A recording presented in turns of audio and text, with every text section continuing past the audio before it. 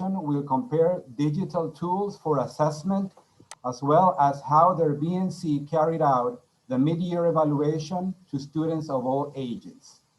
They will also share the results of the survey conducted on the student body regarding evaluation. Please welcome Denise Gervais, who is the academic coordinator and international exams coordinator at ARICANA, Binational Center in Rosario, Argentina. She has worked for many years in the Access program and has coordinated the academic area in a prominent primary school that partnered with the BNC. Last year, she obtained a grant by the Embassy of the United States in Argentina and traveled to Chicago and Iowa City to be part of the ABLA Staff Development Exchange Program.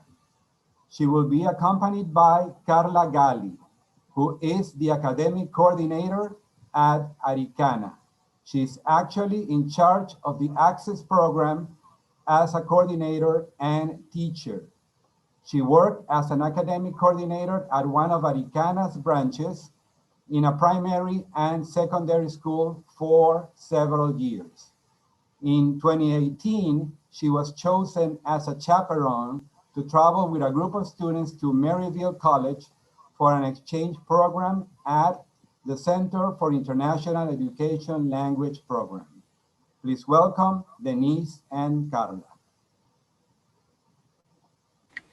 Hello. Hello, everyone. How are you? We are glad to be here and to share with all of you our experiences as regard how to evaluate our students. And we would like to start with this first sentence that is here. Second, that it says, assessing student learning is an essential component of effective teaching and learning in the online environment. We know that assessments can promote active learning and build a sense of community among students and faculty if they are designed in a correct way. The following are examples of the different types of assessment in the online learning. The first one is the formative assessment that gathers all the information throughout a course, and the key component is feedback. Yes, this assessment can be a graded quiz, a written assignment, or student participation during the class, or if you are familiar with Zoom, when we use the breakout rooms too.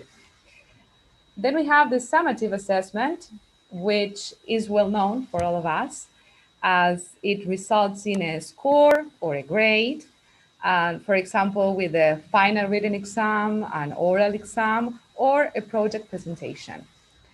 And the third one that you can see in inverted commas is the authentic assessment. And the question here is, how can we bring the real world into online learning? And when the activities closely align with what they aim to learn, learners are more willing to participate in your activities. And here is where we teachers should start thinking outside of the box. If you create an environment where your students feel comfortable, when they understand what you are teaching, when you provide constructive feedback, it is easier to bring the real world into online learning. And the following is a diagram that for us sums up everything. As you can see, it all starts with student motivation. And if our students are not motivated at all, the results we want to achieve will never appear. And if the student is motivated, he or she will be engaged, and this will deliver to an ongoing assessment. And if there is an ongoing assessment, there will be an ongoing feedback. And again, we can see that if the student receives that feedback, is a motivated student. Well, so the question is, which is the correct assessment? We cannot design or choose appropriate assessment methods without having in mind our goals, yes? First of all, we have to distinguish between assessment and evaluation. Yes, we focus first on assessment as a concept to measure our students' knowledge and skills in order to improve their language experience. Yes, so evaluation, on the other hand, is based on grades and it's product oriented, you know. So for us, the mid-year exam was a mixture of both components because um, since it was meant to improve the learning quality, provide individual feedback, but at the same time, it was graded. Yes. So after a lot of searching, a lot of talking to colleagues, to other BNCs in Argentina, we decided that the best tool for this year, that our exams were going to be online, uh, was Google Forms for the reading component. Why? Well, we found it easy to use, both for teachers and for students. Let me tell you that we took exams from children aged 7 to adults, so we needed a tool that would work for all of them. 80% of the test is self-correction, so only production is checked by the teachers, so that saves a lot of time. It's free and we can create unlimited forms. We didn't one for each course, so that was a good characteristic of Google Forms.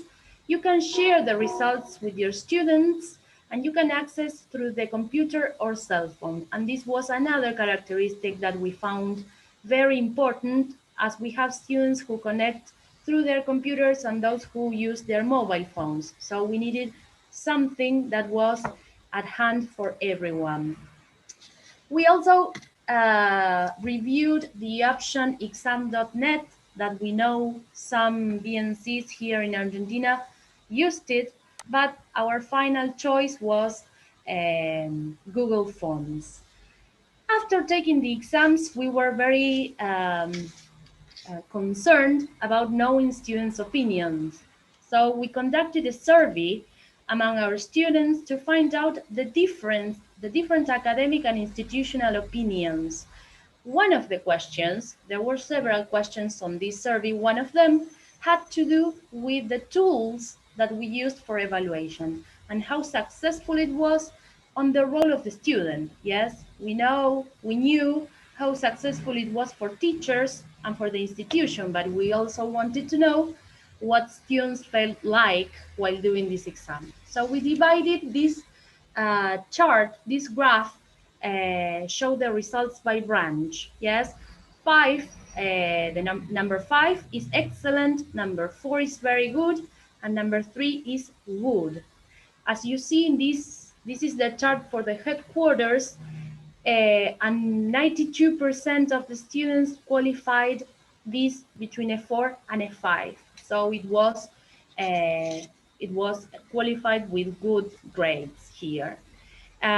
Almost 84% in our South branch and 89% in the East think the same way. Yes, they gave 4 or 5 points to the evaluation tool. And the results remain positive also in the other 2 branches. So for us, this information was highly valuable, yes, because it was a new form of evaluation for us and for students too, even though they had been trained before the test. Well, the test always has this emotional component that makes everything more difficult. So fortunately, we had encouraging results.